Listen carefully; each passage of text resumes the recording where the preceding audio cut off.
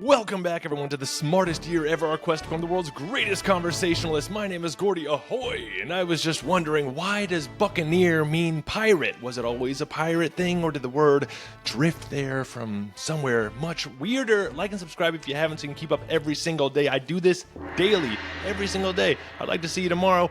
Most people hear the word buccaneer and picture a pirate, maybe with a cutlass, a parrot, and a peg leg, eye patch, But the original buccaneers weren't pirates at all. They were mostly hungry Frenchmen with a lot of smoked meat and a growing grudge against the Spanish. The word buccaneer comes from the French buccaneer, which originally referred to hunters and woodsmen living on the Caribbean island of Hispaniola in the 1600s. Hispaniola is now divided between two countries, Haiti and the Dominican Republic. And these men used a meat smoking technique they picked up from the indigenous Taino people, who cooked meat slowly over a wooden frame called a barbacoa. The French adapted the method and called it boucanage. And the men who did it, buccaneer. If you read it in not a French way, it sounds a lot like buccaneers. Buccaneers is how it's spelled. And they mostly hunted wild pigs and feral cattle, which were livestock left behind by early Spanish settlers, and this livestock had gone rogue on the island in the Spanish's absence. At this point, nothing about this story, as you can tell, involves ships, cannons, or parrots. A buccaneer was basically a colonial jerky guy. But that changed when the Spanish, unhappy with these meat-smoking interlopers operating in their claimed territory, tried to drive them out. In response, many of the buccaneer fled to more remote parts of the island or took to the sea. And once they were floating around with nothing to lose and a chip on their shoulder, the targets were obvious: Spanish ships.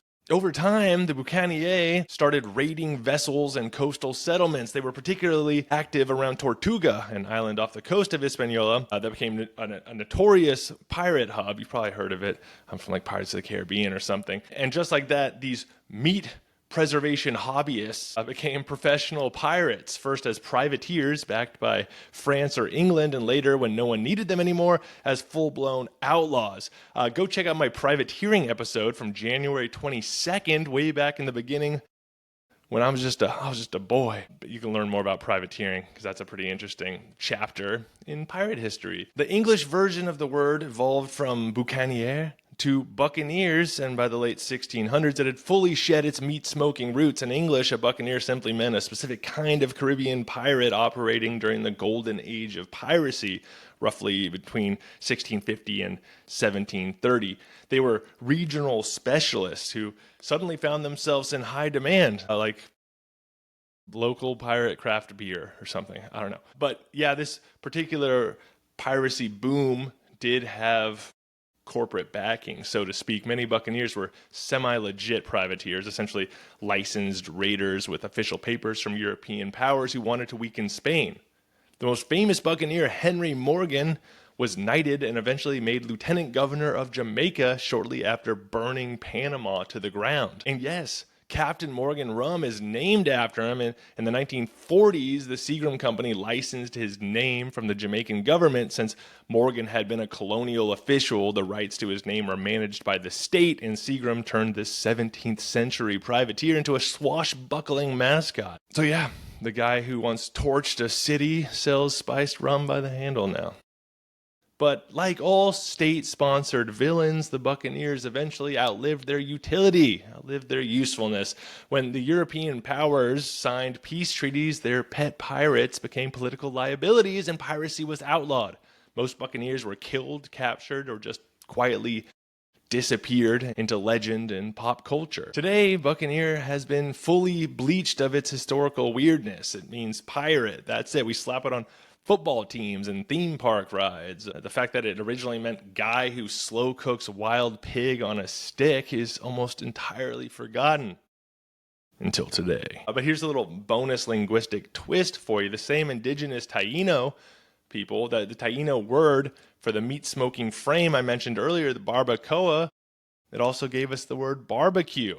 That's where barbecue comes from. So there you have it. The word buccaneer sailed in from the smoke pits of the Caribbean, not the high seas. And it would be pretty cool, I think, to try some like original buccaneer barbecue, you know? I'm from Kansas City, which has the best barbecue in the world. If you want to argue, meet me in the comments. But I would love to pay my respects to those OGs who invented the word barbecue, essentially. Did you know that fact? Let me know if you knew that fact. I read this one in a pirate book that I've been listening to at night. Also, let me know what your favorite barbecue dish is. Like, I know food week was over, but I'm still hungry. But is it ribs, pulled pork, burnt ends, brisket? Let me know. And thanks to all my sources, which can be found in the YouTube description. Please leave me a comment, rate, like, subscribe, share this with someone who likes this sort of thing.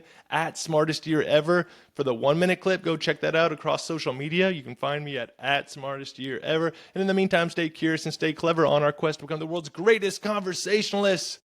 I will see you tomorrow, matey, in the smartest year ever.